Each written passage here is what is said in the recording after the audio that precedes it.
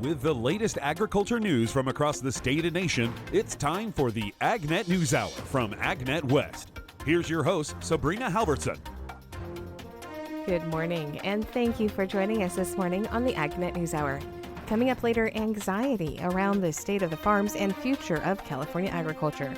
But our top story today, consumers are asking more questions than ever about where their food and products are coming from. They want more accountability for the environment and sustainability. Farmers around the U.S. are working to share that story and assure their customers about the quality of their work and products. April Hims is the Action Team Chair for the United Soybean Board and also an Iowa farmer. She was in San Francisco for the U.S. Soybean Export Council's Connect event to meet with global buyers and to tell the story of her farm and the American farmer. I got to introduce a couple sessions yesterday and talk about my farm and the sustainability I do. And so over 400 buyers are here, so it's pretty exciting times. And we have some good news in the soybean. There was some buying going on the market, so let's hope everything's looking up. She talks about the opportunity to share her story with the buyers and how receptive they are to it. You know, it's amazing. I got on this board 9 years ago, and sustainability, it wasn't really a thing then, and we really started bringing it up, and because we could see consumers were asking for it. I mean, it was coming from the ground up.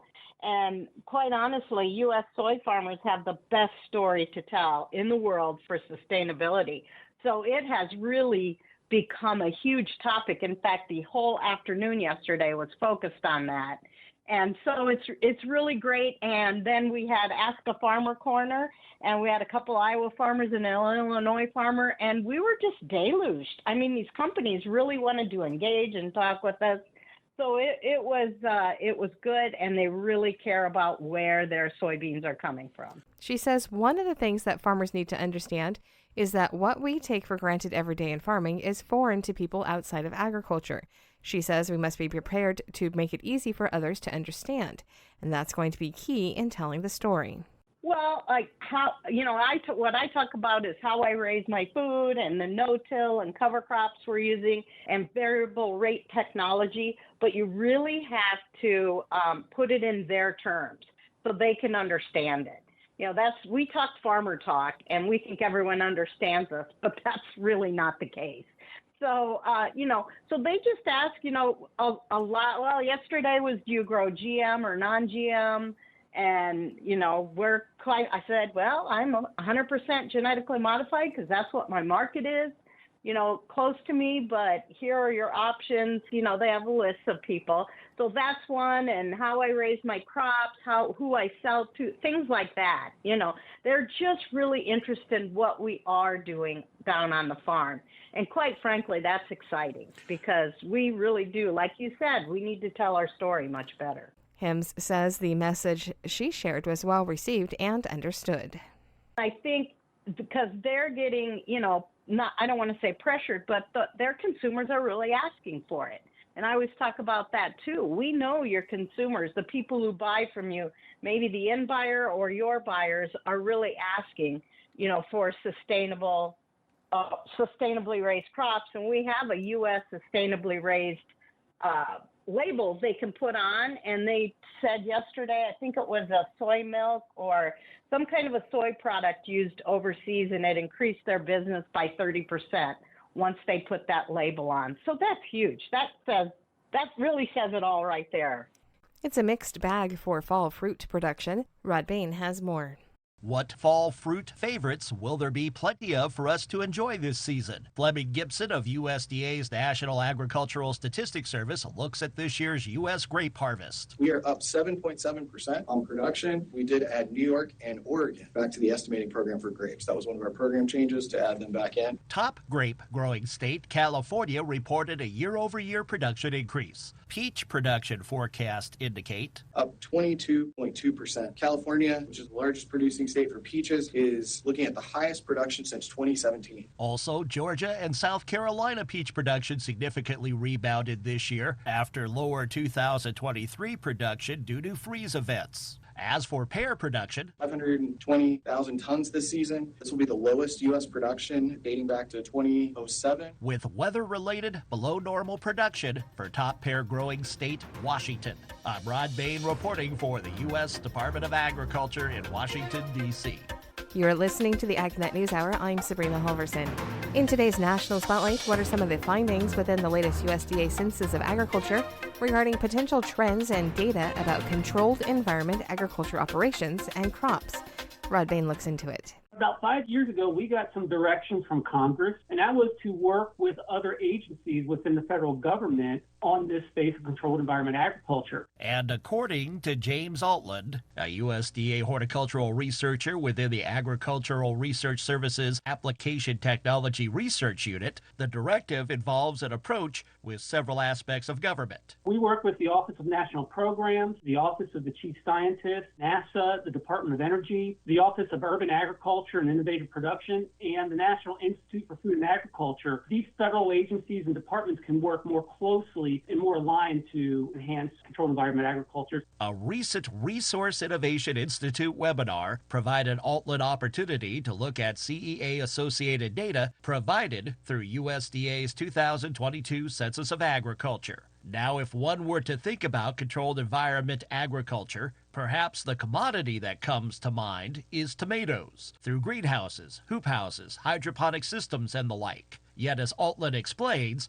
there is economic potential for CEA operators with mushrooms. The value of mushrooms per acre far outpaces tomatoes. Now, this is just wholesale value. This doesn't take into account the cost of production and all the other things. About $300,000 per acre for tomatoes, $1.7 million for mushrooms. Per square foot, mushrooms are where it's at, and that really shocked me. Another finding within the Census of Ag. Perhaps contrasting data on fruit and berry production within CEA operations. Altland explains while CEA operations growing fruit and berries experienced the largest growth in number of operations by commodity, the amount of area covered by fruits and berries decreased. Just from what I've seen, we're just now getting to a place where at a premium price point, strawberries can be a competitive crop on the East Coast compared to California. The other part of that is container grown small fruits like blueberries. That's still, I think, a little bit of the wild, wild west. We're trying to figure out that's going to be more functional or economic. But I do see it expanding in not only the United States, but around the world. The 2022 Census of Ag also reveals the top 5 states for controlled environment agriculture based on total greenhouse operations.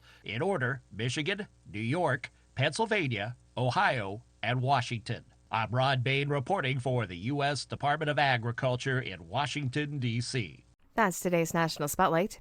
The USDA's Cattle on Feed report shows there's money to be made in the cattle business right now.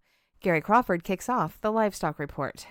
Some cattle industry analysts may have been a little bit surprised at this number in last week's USDA Cattle on Feed report. During July, producers placed about 1.7 million head of cattle on feed, which was about 6% above year earlier. USDA livestock analyst Shale Shagam, that number larger than had been expected. It leaves the August 1st cattle feedlot inventory at 11.1 million head, almost the same as August a year ago. But to get to that point, Shagam says a lot of cattle moved during August in and out of feedlots and at very high prices. In the case of feedlots, their returns had been fairly good, for the past several months. And, to some extent, that was probably underscoring their willingness to pay higher prices for feeder animals. And they certainly have been doing that. If we look at the price of feeder cattle in Oklahoma City for the 750 to 800 pound steers that we track here at USDA for our forecasting purposes, during July they were averaging about $263 a hundredweight compared to about $244 a year ago. And again, part of what's driving that is the fact that we were looking at very, very strong fed cattle prices. Some of the strongest ever. During July, fed cattle prices averaged a record $195 compared to about $184 in 2023. So as I mentioned, with those relatively high fed cattle prices and expectations of diminishing corn prices, feed prices going forward, feedlots were willing to pay that additional cost to get those feeder cattle into the feedlots. Now, Shagam says as far as this report providing any type of a clue to what direction the cattle industry might be going to take, expansion or more contraction or steady as she goes. Going forward, we still have relatively large numbers of cattle on feed, which will help supply cattle for slaughter in the coming months.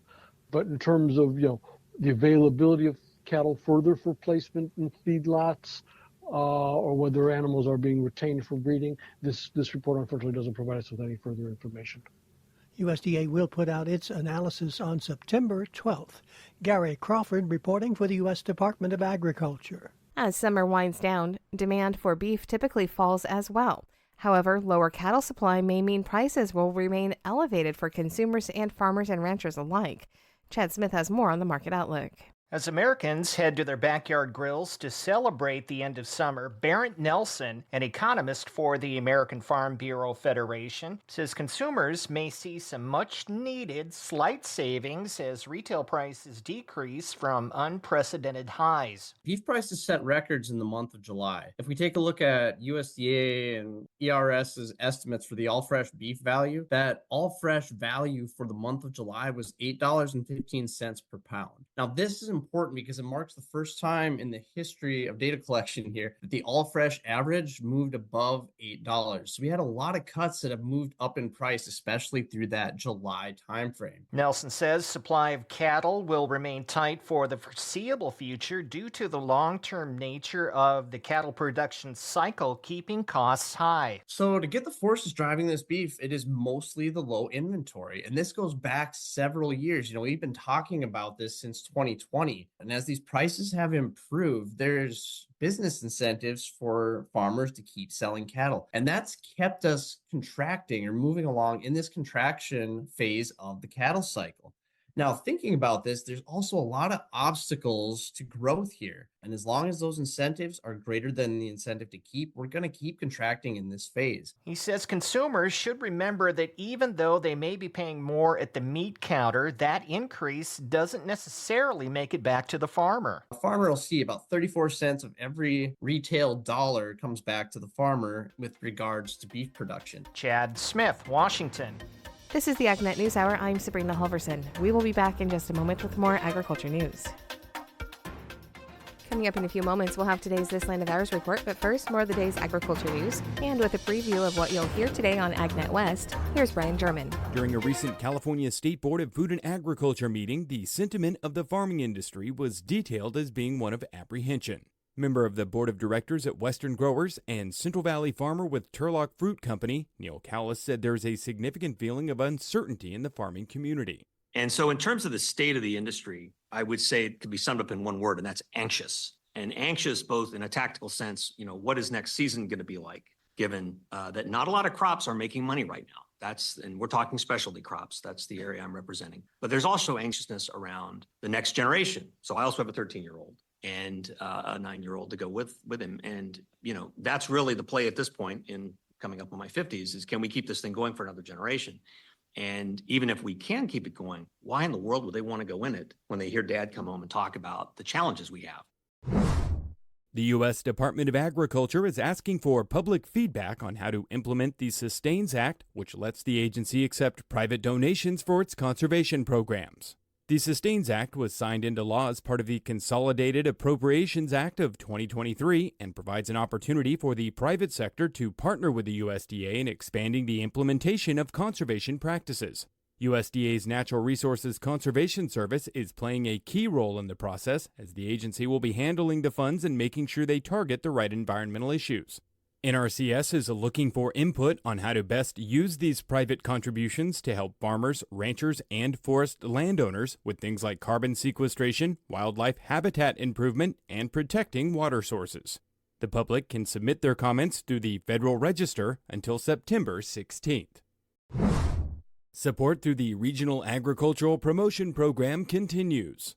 Foreign Agricultural Service Deputy Administrator Mark Suplek provides some of the benchmarks of the program since it was announced last fall. Last October, Secretary Vilsack announced that he was going to make available $1.2 billion for additional market development work to be undertaken. We issued a notice of funding opportunity and all of those things, and we made announcements at the end of May allocating $300 million, which has been obligated, and groups are beginning to spend that money.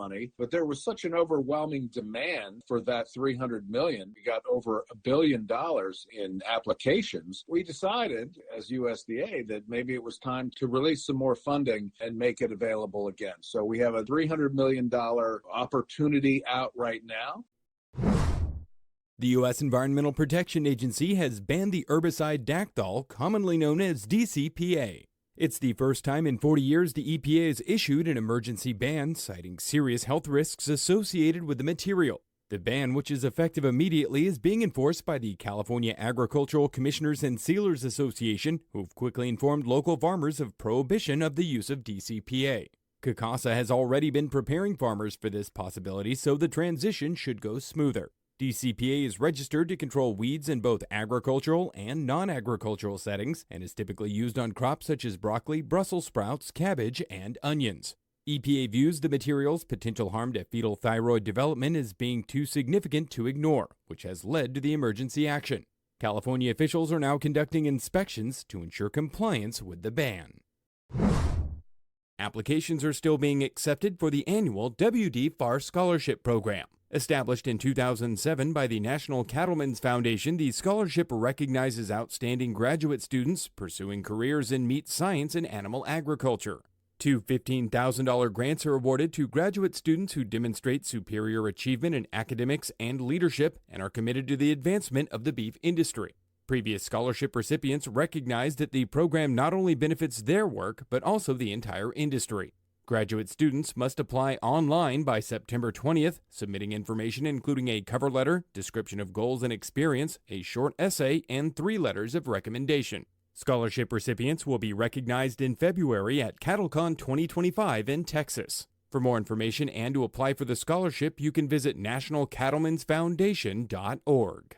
I'm Brian German for AgNet West Radio Network. USDA awards the final round of organic market development grants. That's coming up on This Line of Ours. Building capacity, building infrastructure, building demand. All aspects of a USDA grant program centered on organic ag growers and the organic industry. We're excited to announce our 4th and final round of the Organic Market Development Grants. This is $9.8 million in funding for 14 projects in 9 states. Undersecretary for Marketing and Regulatory Programs Jenny Moffitt with the announcement regarding total funding from the Organic Market Development Grant Award over its 4 rounds. This will bring the total for the awards to $85 million in 36 states across the nation, as well as the District of Columbia. We've been making these announcements over the course of the past 8 months, announcing our first round in January. The grants also focus on organic sector projects addressing specific, pinpointed market needs in categories such as organic grains and livestock feed and organic dairy. I'm Rod Bain reporting for the U.S. Department of Agriculture in Washington, D.C. Several in the farm and food industries are participating in USDA Partnership for Climate Smart Commodities programs or are indirectly involved and supporting various projects within the framework. So what are some of their thoughts when it comes to the potential of new climate solutions and new climate smart commodity markets within the partnership? Rod Bain talks with ag sector representatives in this edition of Agriculture USA. Climate smart commodities, climate smart partnerships, ag buzzwords of recent years. What does it specifically mean for various stakeholders in the farm and food sectors? Climate solutions for agriculture is really important to us, and it provides the incentives that we've been asking for to help farmers make that next jump to be more climate friendly. How to continue to move the needle in the right direction is critical for us as an industry, and we're excited to see some of those projects come to fruition through those climate smart agriculture grants around the country. Fertilizer demand is going to increase as we need to feed the planet, and so we need to be more efficient with what we have. So some of these climate smart technologies are important. I'm Rod Bain. Ray Gasser of Solutions from the Land, Ethan Lane from the National Cattlemen's Beef Association, and Corey Rosenbush of the Fertilizer Institute are among the ag industry voices joining us as we look at the climate-smart approach from and opinion within agriculture in this edition of Agriculture USA. The investment centers on 141 projects supported by over $3.1 billion. The goal is developing climate-smart commodities and new value-added markets for farm and food producers. Since the announcement of project awards 2 years ago, several agricultural stakeholders and collaborators in USDA's Partnership for Climate-Smart Commodities projects have been busy with planning and implementation, as Tim Lust of the National Sorghum Producers will attest. Piloting the pilot, as we say, in 23 and just really trying to get up to speed. Now up to full scale in 2024, the sorghum industry and its myriad of public, private, land-grant, and tribal partners are studying how climate-smart practices such as low or no-till and cover crops can reduce carbon emissions, producing climate-smart sorghum and developing markets for such a value-added commodity. Great opportunity from our industry standpoint to be able to collect data. One of the challenges of the sorghum industry has been to have enough of this data, and so this is a great opportunity for us to work to be able to get some of that data that's so important in terms of not only carbon markets for that side of it, but we're heavily involved in biofuels industry, and the carbon numbers drive that industry and those markets, as well as working with the CPGs on the food side in sustainability space. One might think it is just row crops that are involved in climate-smart commodity partnerships and projects, but several in the livestock, poultry, and dairy industries wish it known they have investment of time and resources in this climate-smart commodity exploration as well. We're certainly seeing some different livestock groups get involved in that climate-smart ag commodity program, looking at what those different opportunities look like. It's not just the crop side, it's the livestock side as well, and a lot of crops are actually an input to livestock production.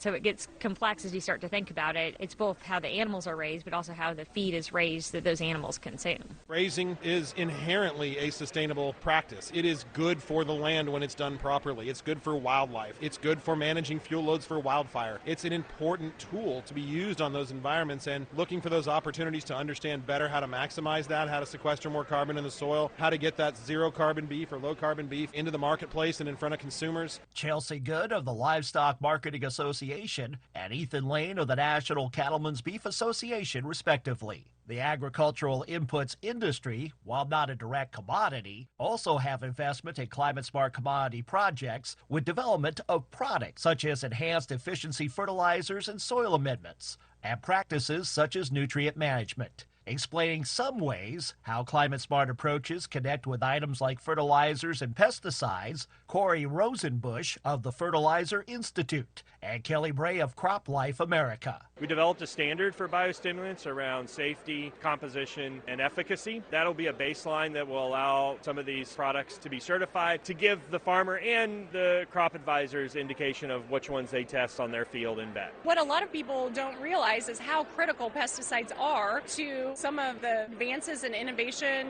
no-till, cover crops. You need pesticides to make that happen, to reduce soil runoff and to conserve the nutrients there in the soil. To learn more about USDA's Partnership for Climate-Smart Commodities program and various projects through the project dashboard, go online to www.usda.gov/climate-solutions/climate-smart-commodities. This has been Agriculture USA. I'm Rod Bain reporting for the U.S. Department of Agriculture in Washington, D.C. This past week has brought small declines in corn and soybean condition ratings. Gary Crawford has more. For the most part, this growing season in the Midwest, at least, has been relatively stress-free. But along comes USDA meteorologist Brad Rippey just to stir things up. We're in a little bit of a race across the Midwest to see if crops will fully mature before they run out of available soil moisture. Run out, but it's not as dire as he makes it sound, although over the last week for corn and soybeans, conditions have not been perfect. And certainly there are a few areas, primarily in Ohio, we have seen some declines, fairly sharp declines in condition Enough to take a couple of percentage points out of the good to excellent category and add a point or two into the poor to very poor pile. But for the most part, we will get these crops through without significant impact, despite some rather dry weather as we head toward the end of meteorological summer. And it looks like the harvests of most crops will be considerably larger than we saw last year. Gary Crawford for the U.S. Department of Agriculture. This segment is brought to you by Live Earth Products. To get to know a little more about Live Earth Products, we're talking on the phone today with Vice President Russell Taylor. What about humates in animal feed? When can you add humates to the animal feed, and what is the benefit of that? So the interesting thing about animal feeds is just like the fertilizer side, there's actually a lot going on in legislative processes. So there's an act out called the Innovative Feed Act. And currently, you can't include things in animal feed that are giving you other benefits besides nutritive benefits. Let's say, for example, you had a cow that was eating a product that reduced its methane emissions, those enteric gases that are caused just in the natural digestion of a ruminating cow. You can't claim that those products do that benefit. So hopefully people will get involved and say, look, the Innovative Feed Act is necessary and should help farmers. Other benefits of feeding humate is obviously first to reduce enteric gases. But the second one, these are old plant materials. So those plant materials are rich in trace minerals. So not only are you getting something that's going to help the digestion of the animal, you're also getting an abundant supply of minerals. So that is the main reason farmers are currently including in their animal feeds. This is all fascinating, but it can be hard to retain some of this information when you're hearing this on the radio or through the podcast. So, is there someplace online, or where can our listeners go and get more information? Well, the good news is the acts I mentioned, like the Innovative Feed Act and the Plant Biostimulant Act, are publicly available through Congress. You can actually go look at those acts. They're on the website there. The other information you can get is directly through Live Earth Products. So if you go to liveearth.com, contact us. You can contact us and our agronomy team. And we're happy to go over any details, questions about how to use these products, how they fit your farm program, how to use them as a tool to implement conservation practices such as nutrient retention, water conservation, and improving soil health. To get to know more about Live Earth products, you can visit them online at liveearth.com. That is spelled liveearth.com. This is the AgNet News Hour, and we will be back in just a moment with more agriculture news. Welcome back to the AgNet News Hour. Here's today's featured interview with Jeremy Peters, National Association of Conservation Districts CEO. Well, it's been a little while since I've checked in with NACD. What are some of the things that you are working on right now? Yeah, we've had a busy summer, a lot going on with the association. Probably the best place to start would be with just a general legislative update. Like many organizations, we continue to be hopeful that we'll have a farm bill passed at some point in 2024. We continue to advocate for a strong conservation title, and top of our priority list is the inclusion of the remaining Inflation Reduction Act funding into the conservation title baseline. That would really significantly increase the conservation funding over the course of the farm bill.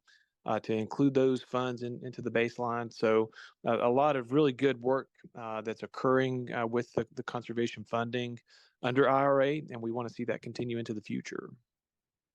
Is there anything in the Farm Bill as far as conservation funding or language that needs to be tweaked a little bit? And I say the Farm Bill. I know there's a few different versions around out there, but Sure. either the Senate or the House. Yeah, no, we really feel like that the conservation title is at a solid place. In fact, the conservation, if all of the titles of the bill were in as good condition as the conservation title, I think, passage would be much simpler. There are, of course, complexities when we're talking about the commodity support programs, the nutrition programs, some of the areas where there's been major disagreement. Conservation, there's bipartisan support for the conservation title. So we're ready to see a final bill come forward. All right. Well, hopefully when Congress reconvenes, we'll get something rolling. I know a lot of the ag lawmakers are chomping at the bit trying to get something done here.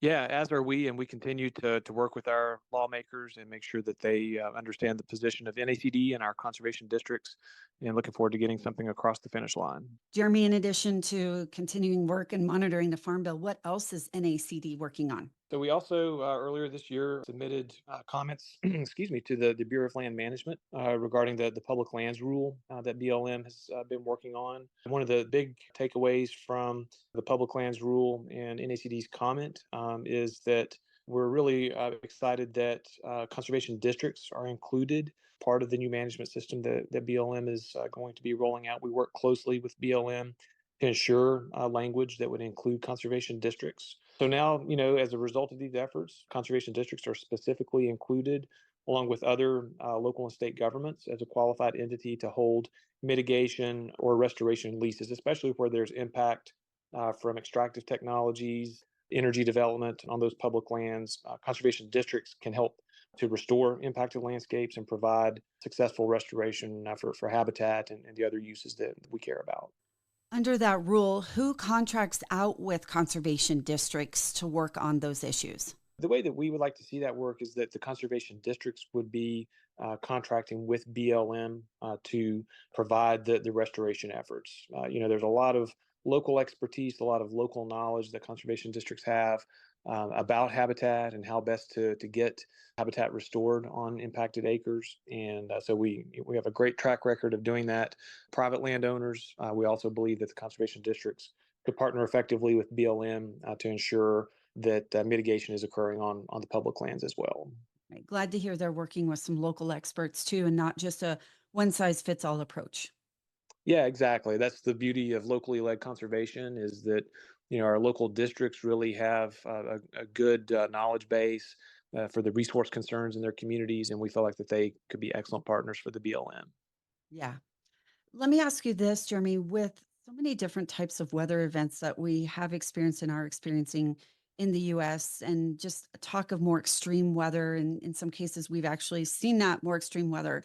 How does the NACD, how do conservation districts play into that? Do local entities call on you for help in mitigating some of those things or helping farmers out? Yeah, absolutely. In fact, just earlier this summer, USDA announced the investment of over $400 million in Western states to provide drought relief, and drought being one of the major weather impacts that we're seeing all across the country, but especially in the West, where some of those drought impacts are the most acute. So USDA recognizing the role that conservation districts can play and working with other local partners like the irrigation districts can really help landowners to navigate those challenges, to access the resources that they need to save water, to conserve water, to install upgraded technology that will be more efficient in terms of water savings. So we're really looking forward to working with USDA and other local partners in terms of helping to mitigate the effects of the drought. And kind of the same question, wildfire has been a really big issue in California, always in Colorado, other states, Montana, and I know in Canada, we're not necessarily talking about Canada, but the point is wildfire has just been a big deal. And I know it usually is, but it feels like it's been bigger than normal. Maybe it's because we've been covered in smoke for so long this summer here in Eastern Colorado. Does NACD and or conservation districts help with those types of things? They absolutely do, and wildfire is another good example of a weather impact that it doesn't know jurisdictional boundaries. A wildfire can burn through multiple counties. It can cross over into other states, or you mentioned the impact from Canadian wildfires, and especially when you see the air quality impacts, the smoke that infiltrates communities as an impact from wildfire. All those things, really present challenges for communities to cope with those impacts. And the conservation districts absolutely work to help landowners to manage their property in a fire friendly manner, and to make sure that we're looking at fuel loads, that we're reducing fuel loads in places where that issue exists, that we're also working post-fire recovery in terms of making sure that there's cover on the land in places where, cover has been scorched and we have bare earth that needs to have some treatment to reduce erosion impact and other impacts. So the conservation districts absolutely play a role locally in helping landowners to prepare for wildfire and to also cope with the impacts from wildfire. And being a proactive organization, what should we be watching for, preparing for, or looking out for next with regard to not just conservation, but things that are going on on the planet, on Earth, things that we are seeing changing?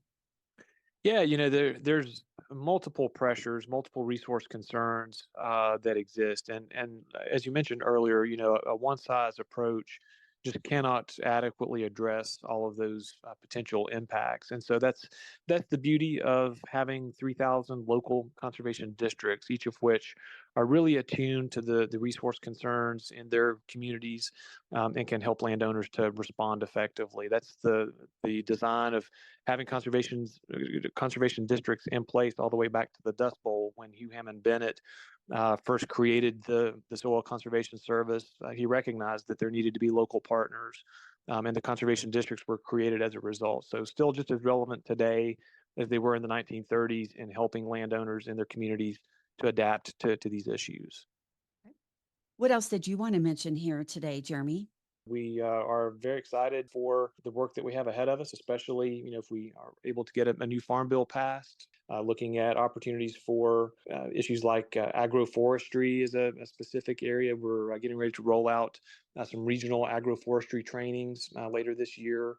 Agroforestry being an emerging area that we're seeing a lot more demand for agroforestry assistance and specifically technical assistance in response to programs like the Partnerships for Climate Smart Commodities and the Inflation Reduction Act. So there's just so much great stuff going on at the local level, and we're really proud to support our conservation districts in their efforts. And a question on that, what do you mean by agroforestry? Yeah, so agroforestry being a suite of conservation practices that incorporate both agricultural and forestry practices together. And a lot of acres across the plains and the upper Midwest, that historically has been in the form of shelter belts and windbreaks. That's an accepted conservation practice that reduces the effects of wind erosion. It's a good example of agroforestry being incorporated into farming operations to help address erosion and to also provide the benefits that those wooded acres can provide. Well, Jeremy, good conversation here today. Thank you so much for your time. Always good to check in with NACD. That was Jeremy Peters, National Association of Conservation Districts CEO. You are listening to the AgNet News Hour. Now for more news. Eggs are living up to their reputation as a volatile product. Gary Crawford has more on the wild egg market. If you work in the egg industry, either in production or marketing, you know that the egg market can be a little bit volatile at times. But here recently, a little bit would be a little bit of an understatement. This from Agriculture Department livestock analyst Shale Shagam, because eggs, or egg prices anyway, are causing quite a bit of excitement in the food world right now. Excitement in the form of skyrocketing wholesale egg prices. Supplies of eggs for immediate sale are very, very tight. And what we have seen is wholesale prices that were about $2.57 in July for the New York egg price that we track, going up to about $4.14. $4.14. So wholesale egg prices have shot up about 60% in only about a month's time. And if you look at the wholesale price of eggs 1 year ago, the spike is more dramatic. Prices this time, a year ago, were averaging only $1.22 a dozen. So the price hikes have been big ones. Shale Shagam says the main culprit here, avian influenza, which has resulted in the loss of millions of egg-laying hens. The flock, as of this July, numbered 305 million birds. Compared to the previous year when there were about 313 million. So a smaller number of birds. As a result, we're getting a smaller amount of table egg production. Much smaller production. We are again looking at very tight supplies.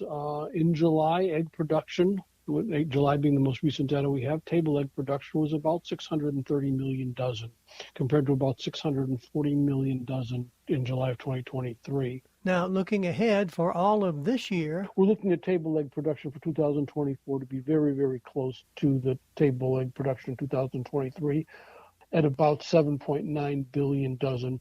And then next year we'll see gradual increases reaching about 8.2 billion dozen in 2025. And with more production, we would expect to see egg prices decline as we move into 2025 with the increased production. If we have no more bird flu outbreaks, and that's a big if. Gary Crawford reporting for the U.S. Department of Agriculture. That's today's top agriculture news. I'm Sabrina Halverson. Thank you for sharing your morning with us. To get more information on the topics you heard today, visit AgNet West online at agnetwest.com. You can also stay connected by following us on our social media at AgNet West on Facebook, Instagram, and Twitter. You can also find our broadcast team of Brian German and Sabrina Halverson on Facebook and Twitter. Thank you for listening to the AgNet News Hour from AgNet West. AgNet West Radio Network, your primary choice for agriculture news.